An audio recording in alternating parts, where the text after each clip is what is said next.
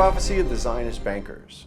The Zionist bankers are seen in the Bible prophecy, but they're also now being boastful about their controls and everything else like that as time draws near to their building of their abomination of the third temple that will be sacked. They're getting more and more arrogant and boastful that they're going to rule over the earth.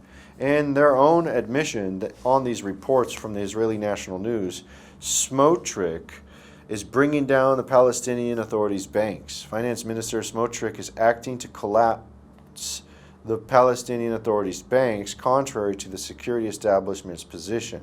Finance Minister Bezalel Smotrich is working to disconnect the Israeli banks from the Palestinians. According to the marker, the first step in the process is disconnecting the Israeli banks from the Palestinians despite the opposition of the security system. Starting Monday, Palestinian banks will begin to be disconnected from Israeli ones, and with them, the rest of the world's finances. Now, look how they admit that they're going to disconnect people's banks, first in Israel, and then anybody else in the world, the rest of the world. They're admitting this.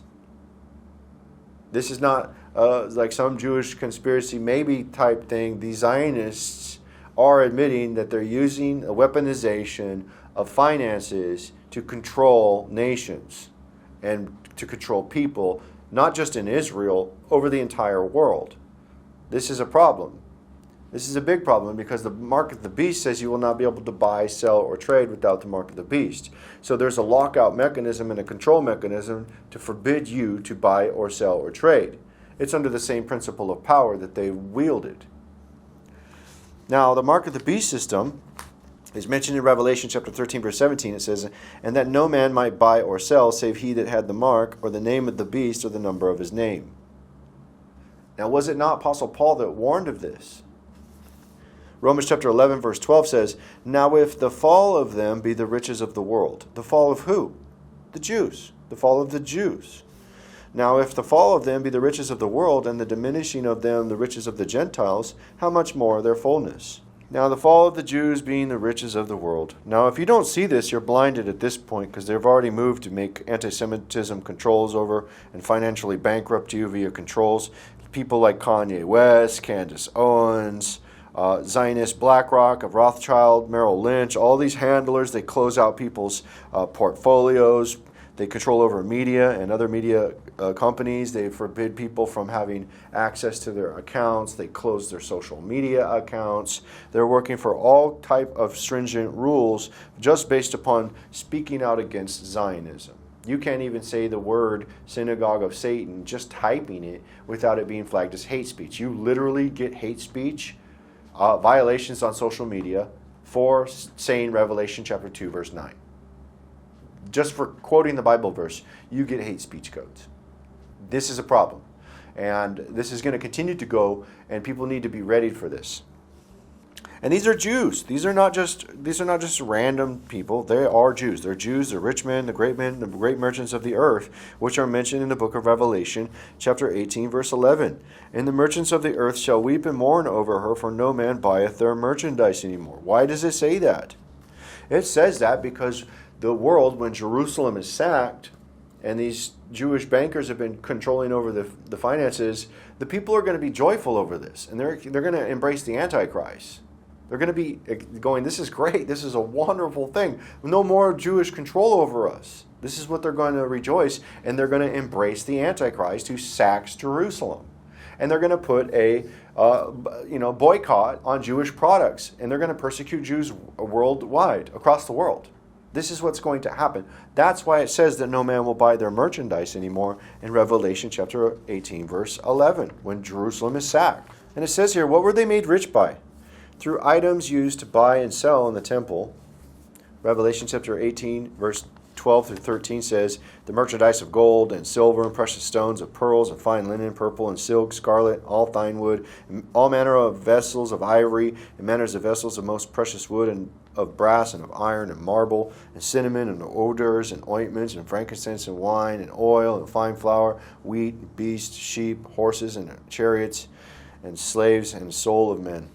And these are the great men of the earth now, the great tradesmen and businessmen and merchants. They are Jewish. Bankers, they're Jewish. This is not something that's just hidden. It's very known now. People are aware of this. But the issue is when Jerusalem sacked, they were the great men of the earth at that time. They will no longer be the great men of the earth. And soon the world will see, as Jerusalem tries to push for their third temple and starts to provoke the nations and control and threaten the nations are going to have enough. And they're going to turn and they're going to sack Jerusalem. And then they're going to praise the Antichrist. This is what's written in Revelation chapter 18, verse 23, about them being the great men of the earth. And the light of the candle shall shine no more at all in thee, for the voice of the bridegroom and of the bride shall be heard no more at all in thee. For thy merchants were the great men of the earth. For by thy sorceries were all nations deceived. And this is the prophecy of the Zionist bankers being sacked and the great merchants that they were at that point. But be prepared for this, because once the Zionist Jews push for these controls, they're going to be sacked. And then the economy is going to crash, and they're going to introduce the mark of the beast for the world. And the world's going to herald this as a great thing, a wonderful thing. They're going to be like, yes, no more Jewish control over us. Yes, oh, we're going to have something for everybody. Yes, for all men, both small and great, rich and free, poor. And what they're going to do is they're going to be rejoicing. They're going to be like, yes, the Jews are sacked. We got an end to this. And the economy collapses that the Jews controlled. And then they're going to go, hey, look, what do we got now, though, for us? We get, oh, everybody's going to get a mark. Everybody. Both small and great, rich and poor, free and bond, everybody's going to get a mark. So it's this utopian, messianic rule. We put an end to the Jewish control over the banks, but now everybody's under the mark of the beast. And those who fight and resist against the mark of the beast, they're going to be vilified along with the Jews that were sacked. The people are going to rejoice and be glad and embrace the Antichrist being a deliverer hero from the Jews from them. They're going to view that. And this is what is all being prepared right now in the Middle East. As soon as these Zionists push for the building of this third temple, they got the president of the United States over there jumping around with the Muslims, going into their interfaith booth. They got the new pope being ready for all of this to come together for a head. It's all here now. So what you're seeing is them prepare the platform for the mark of the beast with the artificial intelligence, with Elon Musk. They're all doing this in front of your face. They're fooling you. They're fooling every one of you. You're fooled and blinded and beguiled. They got you into a two-tier system to where you're going to be either with the Zionists or you're going to be with the Catholics and the Muslims in the collision. This is what they've divided the society. And we tell you, you come with us. You pledge allegiance to the banner, come with us. We restore the remnant. We bring the remnant out in the Exodus as the plagues come over the earth for the 1260 days before Jerusalem is sacked. Because we're not going to take the mark of the beast. You best believe that. There's going to be a war, and we're not scared of death. So, yeah, make that clear. Make that very clear. They've been trying to kill me for 16 years. They've hit me many times. I've died and been brought right back by the Lord. So, at the DOD level. Yeah, we got docs. So, when the U.S. government comes knocking, we got docs. So, yeah, revolution's coming. Be prepared. This is the Zionist prophecy, the Zionist bankers.